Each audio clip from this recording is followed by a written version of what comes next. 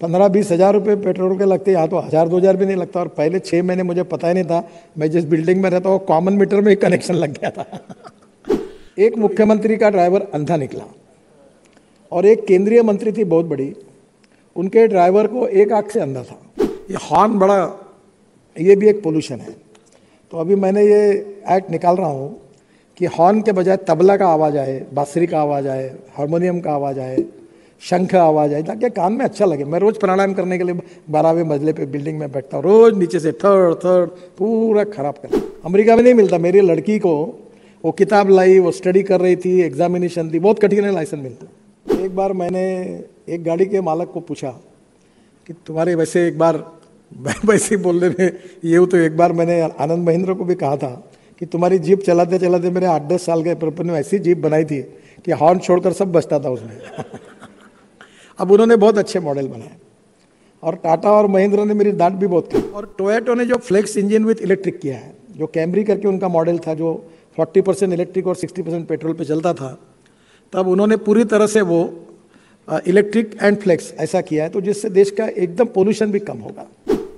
आएंगे तो मेरे साथ, नहीं आएंगे तो आपके बिना, और नहीं आएंगे तो घसीटते हुए, तुमको वही ले जाना है, ये पक्का है। तो मैंने सबको बताया कि डरो मत, पर ये करना पड़ेगा, नहीं तो देश नहीं बचेगा।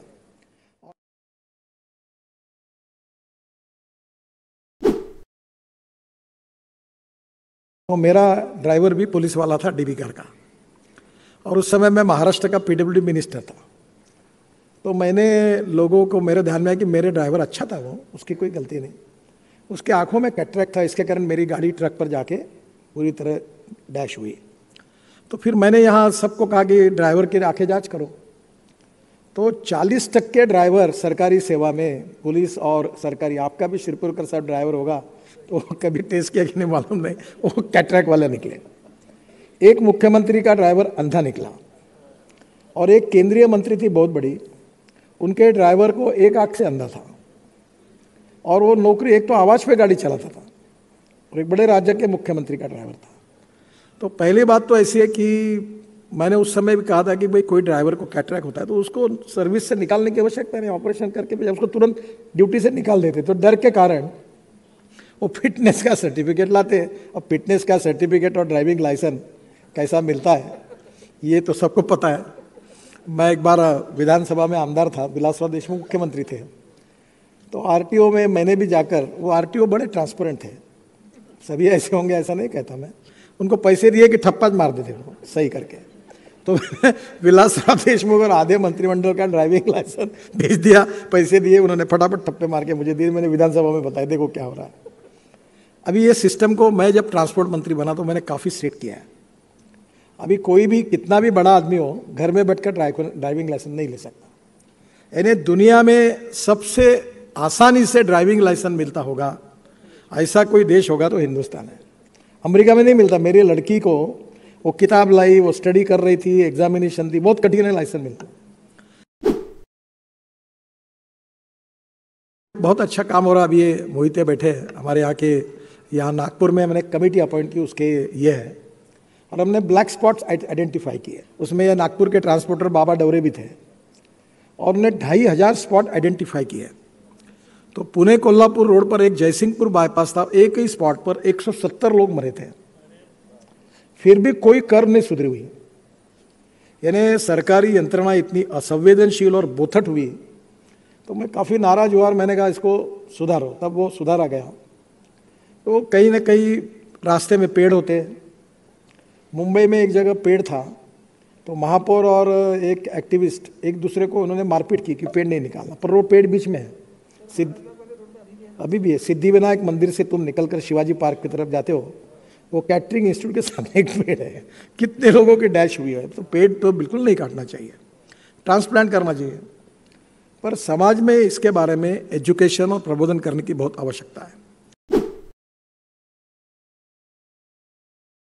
हीरो की ओर से, हीरो का भी बैकग्राउंड मुझे मालूम है। जो हीरो के संस्थापक थे वो बहुत ही गरीब परिस्थिति से आगे आए। अपने यहाँ वो हीरो के साइकिल के स्पेयर पार्ट बेचने के लिए आते थे नागपुर में, और ये शनिचरा में लॉज में रहते थे, श्री राम धर्मशाला में। और बेचारे ने बहुत मेहनत और परिश्रम करके काम किया और हीरो की फैक्ट्रियों का भी मैंने इनॉग्रेशन किया, मॉडल्स का भी लॉन्चिंग किया है। अभी उन्होंने एक साइकिल बनाई है, ई साइकिल, लुधियाना में उनकी फैक्ट्री का मैंने इनॉग्रेशन किया।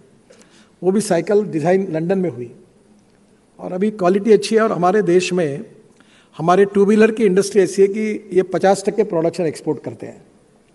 तो टोटल 7.5 लाख करोड़ की ऑटोमोबाइल इंडस्ट्री है और मैं मंत्री हूँ तो भी मैंने तय किया कि इसको 5 साल में 15 लाख करोड़ की करना।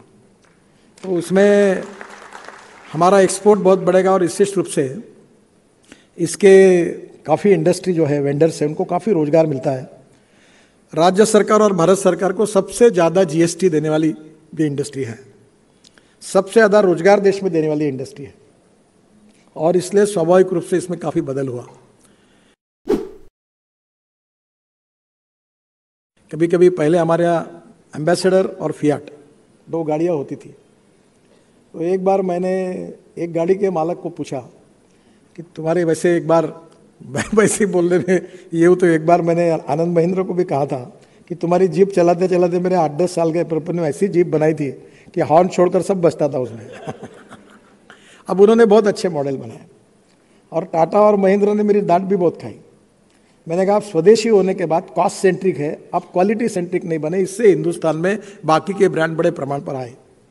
अब टाटा और महिंद्रा और सबके ब्रांड इंटरनेशनल स्टैंडर्ड के आ रहे हैं, क्वालिटी में सुधार हुआ। आप करीब कोई भी आदमी सस्ता है इसलिए ब्लैक एंड वाइट टीवी नहीं लेता, उसको कलर टीवी चाहिए। तो लोगों का चॉइस जो है वो क्वालिटी अप्रोच का है। तो हीरो ने पूरे वर्ल्ड में अभी बहुत अच्छा उन्होंने काम किया है। मैं उनसे अनुरोध करूंगा कसबेकर जी को कि मैंने बजाज की और टीवीएस की टू व्हीलर फ्लेक्स इंजन पर ऑलरेडी लॉन्च की है और अभी हम इथेनॉल के पंप शुरू कर रहे हैं। प्रधानमंत्री जी ने 3 पुणे में शुरू किए हैं और मैं राजीव बजाज को कहा है कि भाई मैं पुणे केवल इसके लिए आऊँगा कि ऑटो रिक्शा फ्लेक्स इंजन पर तुम लॉन्च करो। और टीवीएस ने भी यहाँ किया है पर अभी पंप चालू नहीं हुए, वो अभी उसके परमिशन मिली है। तो उसमें ऐसा है कि हम 100% पेट्रोल और 100% बायो इथेनॉल डाल सकते हैं। पेट्रोल 110 रुपये है, इथेनॉल 60-62 रुपये लीटर है, ग्रीन फ्यूल है, पोल्यूशन नहीं कमी नहीं के बराबर है। और हम अब 8 लाख करोड़ का इंपोर्ट कर रहे हैं और आने वाले 5 साल में वो 15 लाख करोड़ का होगा। तो देश में कितना प्रदूषण होगा और कितना पैसा बाहर जाएगा। और इसलिए मैं सब ऑटोमोबाइल वालों के पीछे लगता हूँ कि आप फ्लेक्स इंजन लाओ। अभी टोयोटो, हुंडई और सुजुकी तीनों ने मुझे प्रॉमिस किया, तीनों के एमडी आए थे और उन्होंने कहा कि हम 6 महीने के अंदर फ्लेक्स इंजन की कारें लाएंगे। तो ये 100% बायो इथेनॉल पर चलेगी। और टोयोटो ने जो फ्लेक्स इंजन विथ इलेक्ट्रिक किया है, जो कैमरी करके उनका मॉडल था जो 40% इलेक्ट्रिक और 60% पेट्रोल पे चलता था, तब उन्होंने पूरी तरह से वो इलेक्ट्रिक एंड फ्लेक्स ऐसा किया है। तो जिससे देश का एकदम पोल्यूशन भी कम होगा, क्योंकि जितने ऑटोमोबाइल इंडस्ट्री बढ़ रही है उतना प्रदूषण भी बढ़ रहा है, डीजल की खपत बढ़ रही। अब मैंने कंस्ट्रक्शन इक्विपमेंट वालों को भी, जेसीबी के एमडी परसों मेरे पास आए थे, मैंने कहा ये डीजल बंद करो। तो उन्होंने अभी मेरे कहने पर जेसीबी बनाया, तो सीएनजी पर है वो। तो उनको 1000 करोड़ का एक्सपोर्ट ऑर्डर रशिया में मिला और उसको बहुत पॉपुलर हुआ। अभी कंस्ट्रक्शन इक्विपमेंट में भी लगातार मैं कह रहा हूँ electric, ethanol, methanol, biodiesel, bio CNG, electric और अब ग्रीन हाइड्रोजन। तो मैं तो इसके ऊपर वॉर मिशन के जैसा पीछे लगा हूँ। आएंगे तो मेरे साथ, नहीं आएंगे तो आपके बिना, और नहीं आएंगे तो घसीटते हुए, तुमको वही ले जाना ये पक्का है। तो मैंने सबको बताया कि डरो मत, पर ये करना पड़ेगा, नहीं तो देश नहीं बचेगा।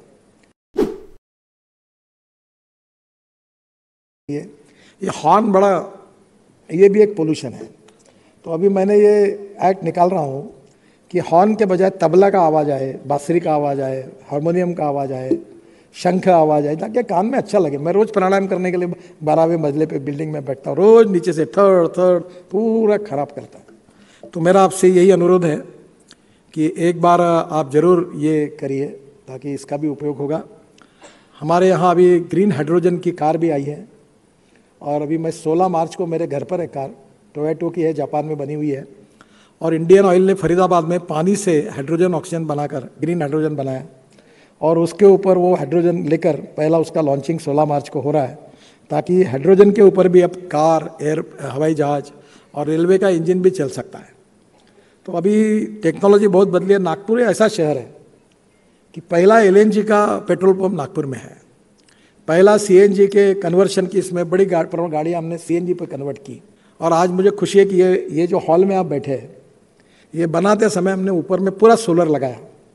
तो इसके आज ये जो लाइट दिख रहा है हॉल के, ये सोलर एनर्जी पर है।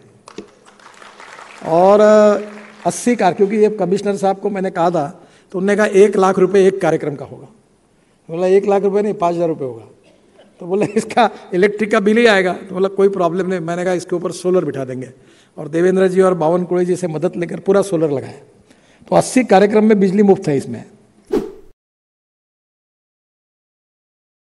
और हम लोग अभी रिमोट सेंसर से हमने नागपुर और पूरे महाराष्ट्र के शहरों के ग्रीन लेवल का डाटा इकट्ठा किया, और जो अच्छी ग्रीनरी जिस शहर में होगी उसको अवार्ड देने वाले हैं। और उसमें पता चलेगा कि एक साल में किसने ज़्यादा पेड़ लगाए।